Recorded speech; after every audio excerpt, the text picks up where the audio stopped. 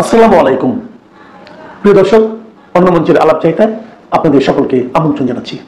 গত বছরের জুলাই আগস্টে যে জঙ্গি অভ্যুত্থান হয়েছিল, বাংলাদেশের উপরে যে জঙ্গি হামলা হয়েছিল, সেই সময়ে কতজন মারা গিয়েছিল, এই মৃত্যুর সংখ্যা নিয়ে নানা রকমের বিভ্রান্তি ছড়িয়ে আছে। এদিকে জাতিসংঘের মানবাধিকার কমিশন একটি রিপোর্ট দিয়েছে, সেখানে তারা ড্রাফট যে রিপোর্টটা দিয়েছিল সেখানে তারা মৃত্যুর সংখ্যা 800-র কাছাকাছি বলেছিল। পরবর্তীতে সেই মৃত্যুর সংখ্যাটা 1400-তে চলে গেছে।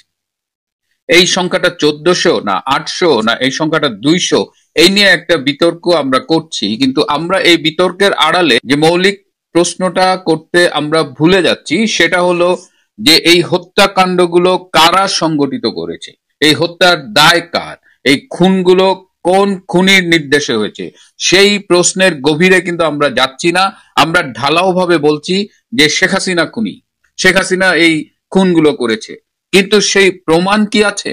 যদি আমি গত বছরের 5ই আগস্ট আপনাদের কাছে এই প্রশ্ন তুলতাম তাহলে আপনারা হয়তো সাথে সাথে আমাকে মেরে তাড়িয়ে দিতেন, কিন্তু সেদিনও আমরা বলার চেষ্টা করেছি যে এই আন্দোলনটি জামাত, শিবির এবং জঙ্গিদের, আপনারা শোনেননি।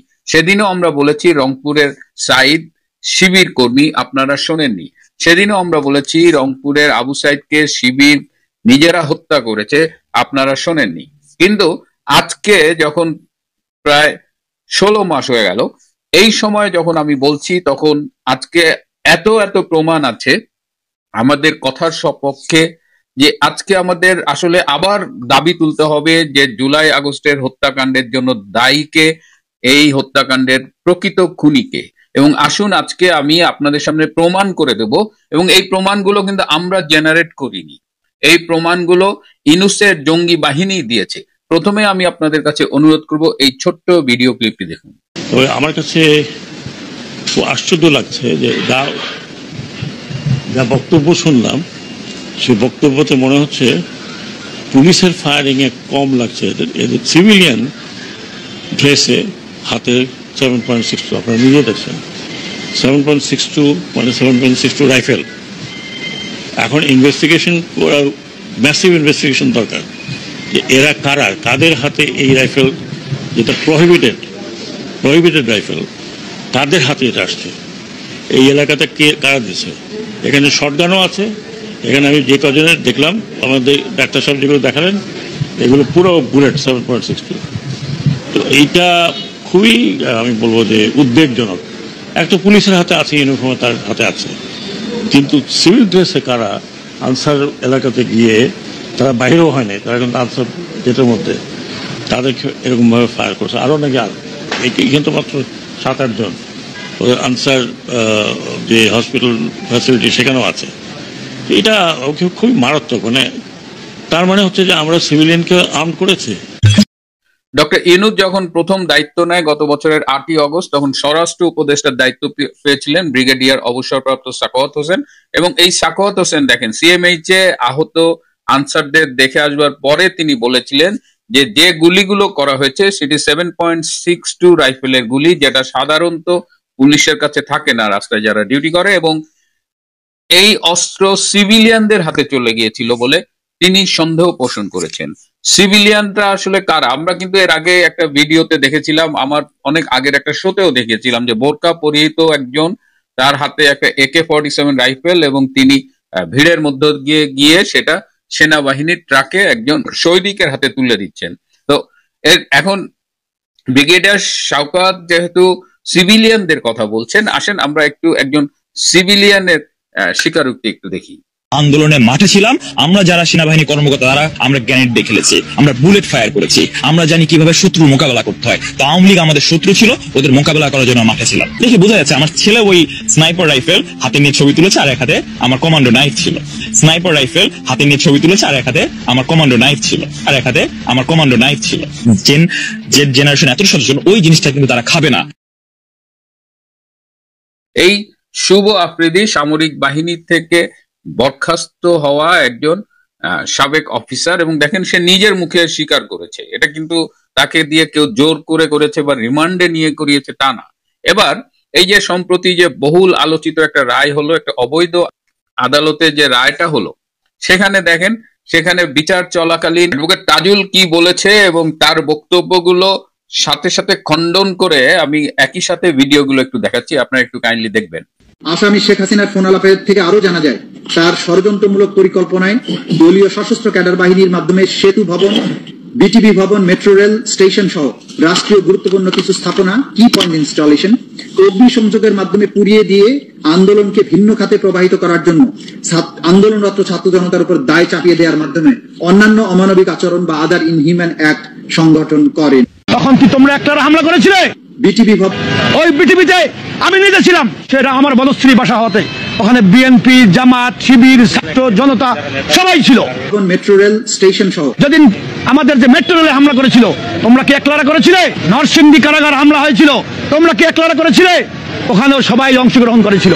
সেতু ভবন বনানী, আমি সেতু ভবনে ছাত্র আন্দোলনে মূল ভূমিকা রাখি। আমি সেতু ভবনে ওইখানে হামলাও চালাই, পুলিশ ভিতরে ঢুকার পরে আমি হামলা চালাই ওখানে, এখানে আমি উপস্থিত ছিলাম এবং আমার ফুটেজ আর্টিভিজ আপনাদের দেখাই, ভিডিও দেখাই। সেই সজল, আমি হাসিনার পতনের মূল ভূমিকায় সজল আমি। এই যে আমার ভিডিও, এই যে এটা হচ্ছে 71 টেলিভিশনের, এই যে আমি, আর এই যে আর্টিভিতে সেতু ভবনের ফুটেজ, এই যে আমি, এই যে আমি কিং সজল। আইন যদি মানতে যেতাম তাহলে কিন্তু এই বিপ্লবগুলো হতো না। মেট্রো রেল, যদি মেট্রো রেলে আগুন না দেওয়া হতো, যদি পুলিশদেরকে না মারা হতো, তাহলে এই বিপ্লবটা এত সহজেই অর্জিত হতো না, কিংবা ফ্যাসিবাদের পতন নিশ্চিত করা যেত না। যদি মেট্রো রেলে আগুন না দেওয়া হতো, যদি পুলিশদেরকে না মারা হতো, তাহলে এই বিপ্লবটা এত সহজেই অর্জিত হতো না, কিংবা ফ্যাসিবাদের পতন নিশ্চিত করা যেত না। আমি নিজে পুলিশের সাথে মারামারি করেছি, পুলিশের গায়ে হাত দিয়েছি। এখন যদি কোনো মতে যদি শেখ হাসিনা ফিরে আসে, সে আর জোর করে কিছু করা লাগবে না, সে রাষ্ট্রীয় নিয়মে আমাকে ফাঁসি দিতে পারবে।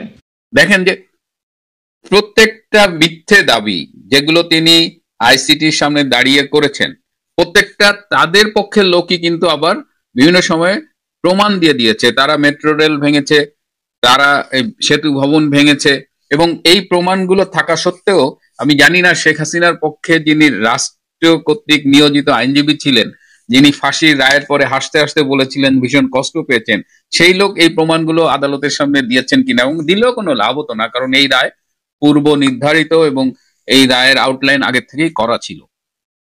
এখন এই যে এতগুলো হত্যাকাণ্ড সংগঠিত হলো, এবং ডক্টর ইউনূস 2-3 দিন আগে সেনাবাহিনীর উদ্দেশ্যে একটি বক্তব্যে বলেছেন যে সেনাবাহিনী তাদের এই জঙ্গি অভ্যুত্থানে হেল্প করেছে। এটা আসলে সেনা এবং জঙ্গিদের একটা সম্মিলিত অভ্যুত্থান ছিল, এবং ডক্টর ইউনূস আরো বলেছেন যে এর সাথে বিদেশি শক্তিও জড়িত ছিল। আমরা বলি যে ডক্টর ইউনূস এর আগে তিনি মাহফুজ নামের একটা বাচ্চা ছেলেকে নিউ ইয়র্কে বলেছেন মাস্টার মাইন্ড, কিন্তু ডক্টর ইউনূস নিজে মাস্টার মাইন্ড ছিলেন, এবং ডক্টর ইউনূস এই যে বিদেশে বসে দেশ বিরোধী ষড়যন্ত্র, শেখ হাসিনা বিরোধী ষড়যন্ত্র, সেখানে ফান্ডিং করেছেন। আগস্টের 5 তারিখের আগে তিনি প্যারিসে ছিলেন, তখনও তিনি ফোনে অনেকের সাথে যোগাযোগ করেছেন, এবং তিনি যে ফান্ডিং করেছেন তার প্রমাণটা একটু দেখেন। ইউনূস সাহেবের কিন্তু এই আন্দোলনে অনেকেই জানেন না, ওনার কিন্তু একটি বড় ভূমিকা ছিল। উনি, আমি অন এয়ারে কথা বলছি, উনি একটি লবিং ফার্ম হায়ার করেছিলেন। ওই লবিং ফার্মের সাথে আমরাও কাজ করতাম, অর্থাৎ ওই লবিং ফার্মকে আমরাও ব্যবহার করেছি। ওনার টাকা খরচ করে, ওনার প্রতিষ্ঠানের টাকা খরচ করে শেখ হাসিনার বিরুদ্ধে উনি টাকা খরচ করে বিদেশের মাটিতে নট অনলি উনি পার্সোনালি কাজ করেছেন, উনি লবিং ফার্ম হায়ার করে কাজ করেছেন। যেই কয়েকটা গোষ্ঠী আওয়ামী লীগ সরকারের ফেসিজমের বিরুদ্ধে আন্তর্জাতিক বিশ্বে কাজ করেছে, জামাত এবং ডক্টর ইউনূস হচ্ছে তারা দুইটা স্টেক হোল্ডার্স। সুতরাং ডক্টর ইউনূস এই যে কাজগুলো করেছেন, আমি কিন্তু সেখানে টার্মস দেখেছি, তারা কোন টার্মস এর ভিত্তিতে এগ্রিমেন্টটা করেছে। তো বিদেশি লবিং ফার্মরা তো অনেক টাকা চার্জ করে, তো সেখানে রিটেন এগ্রিমেন্ট হয়।